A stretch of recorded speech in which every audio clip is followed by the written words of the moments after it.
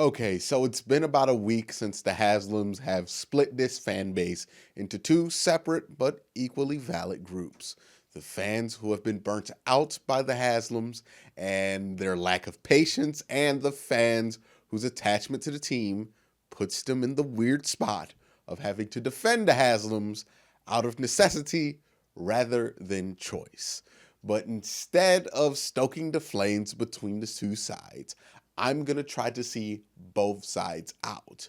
Now, before we start, I think it's important that we understand that there is this one universally known fact that has to be accepted to continue on with this video and have any real conversation about the Browns' future.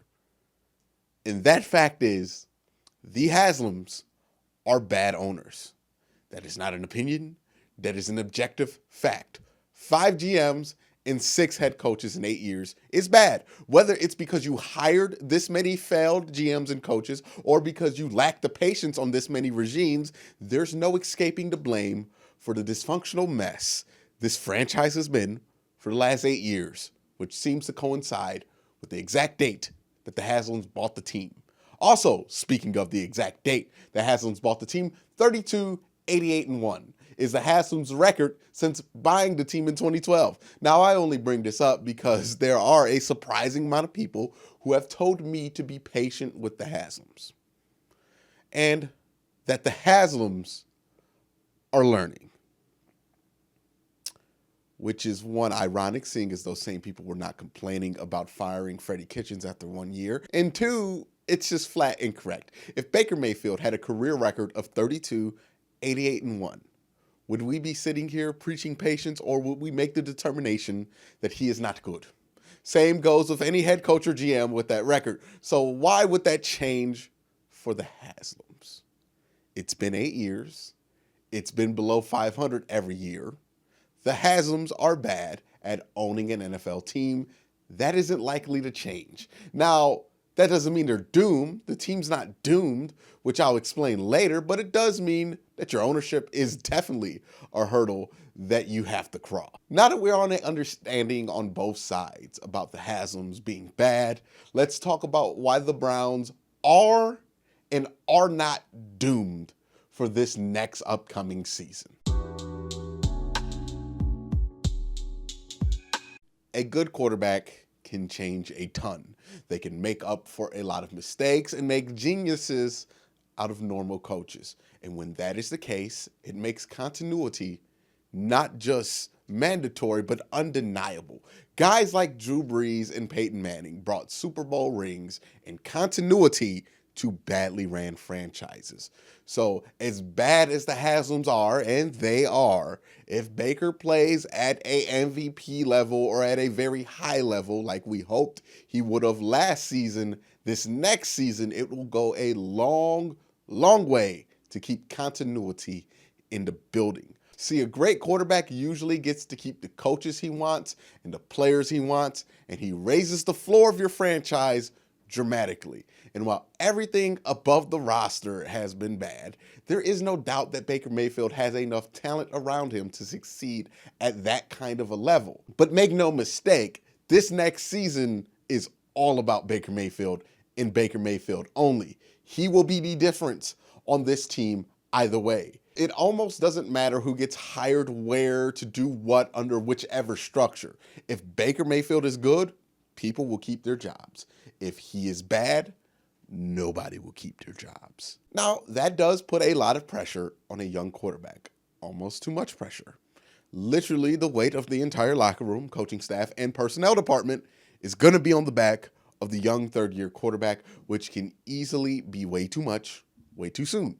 But if he can handle the pressure, and if guys like Nick Chubb, Odell Beckham, and Jarvis Landry can help him carry that pressure, then things will change as long as Baker is able to perform at a high to elite level, which is a tough ask for a guy who's coming off his worst season of football ever, but it's one that I do think he is ultimately capable of.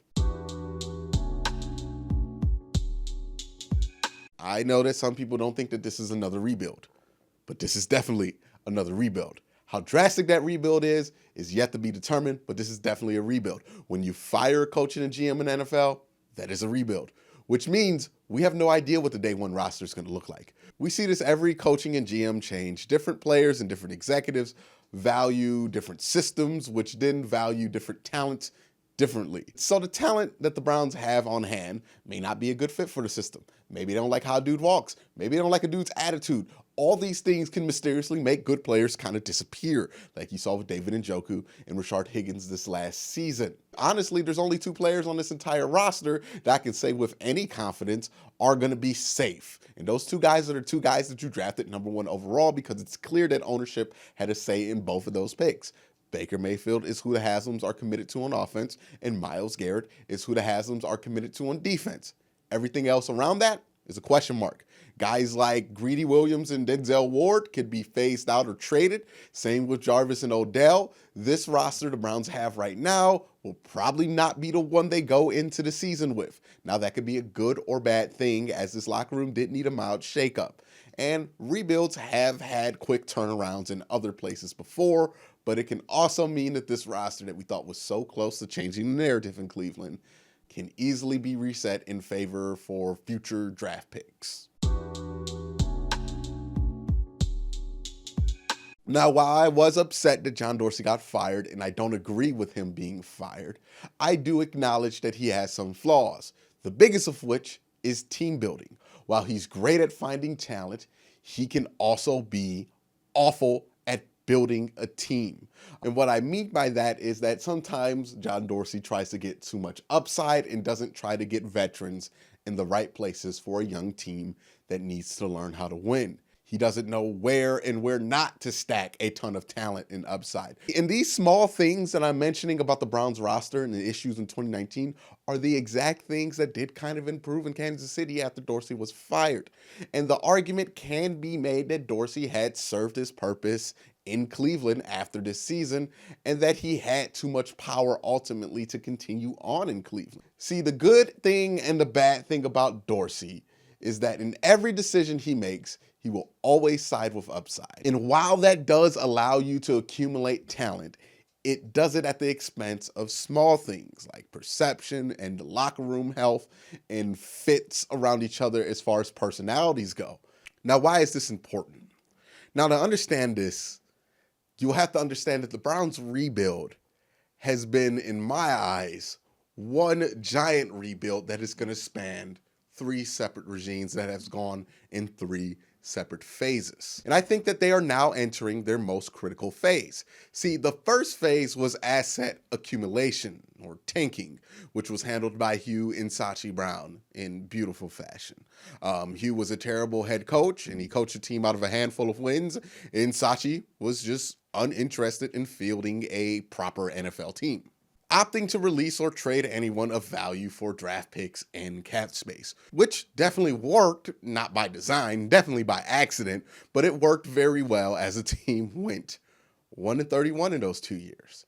Now, the second phase, after you've collected all these assets, was to spend those assets, which was handled by John Dorsey, and that he did well.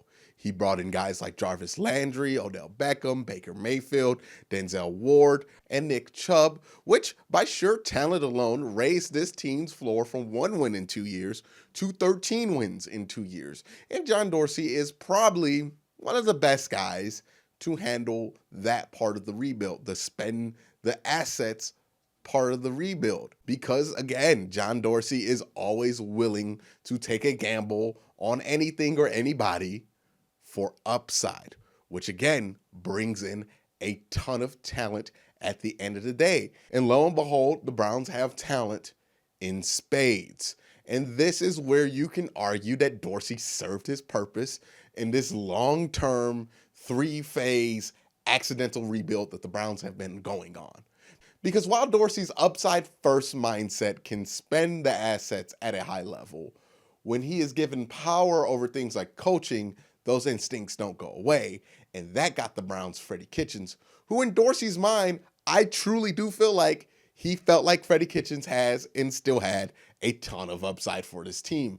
And when this team got to a part where they didn't need upside as much as they needed maturation, well, then things got a little bumpy, which brings us to phase 3, asset maturation.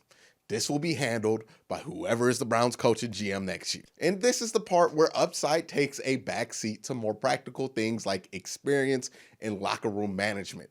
It's where you create the identity of your team and franchise. It's where you identify the 3 or 4 assets that you want to build around and then support those assets not only with talent, but with experience. For example, the third wide receiver on the roster doesn't have to be a flashy, speedy rookie with a ton of upside like Antonio Callaway. But instead of going for the upside, maybe a veteran like Randall Cobb, who has a definite ceiling, but will know where to go and what to do and how to fit into the offense, also would be more help in the locker room, would actually provide more value to the team because that's what the team is going to need in value rather than having another guy on the roster with unlimited upside. That is where the Browns are at now. They need veteran guys who could fill roles and know how to do those and know how to win more than they need another guy with a ton of upside. Ultimately, the Browns, they have all the upside on the roster. They have enough of upside. I've heard enough about the Browns' upside. They don't need more friggin' upside. They got enough. Now they need some more practical decision making, which John Dorsey did not show a ton of signs of being right for. Now, I think he could have done this well, but again, we're just going off of what he did in the past. He did not show a ton of signs of being able to go in that direction, and his history does point to a track record of that.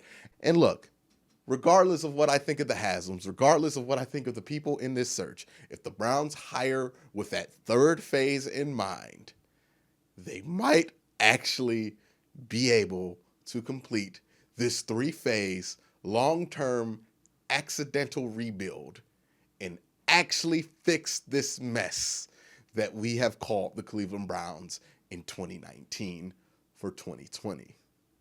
But that's just my thoughts on the situation. Let me know what you think down below. Do you think this can be rectified? Do you trust the Haslams to fix this? Or do you think that things outside of the Haslams can fix this organization more than just trusting the Haslams to fix themselves? Let me know your thoughts down in the comment section down below. And if you like what I do here, hit that like button, hit the subscribe button, and ding that notification bell so you can be notified when I upload. But thank you guys for watching. Have a great day. Have a good night.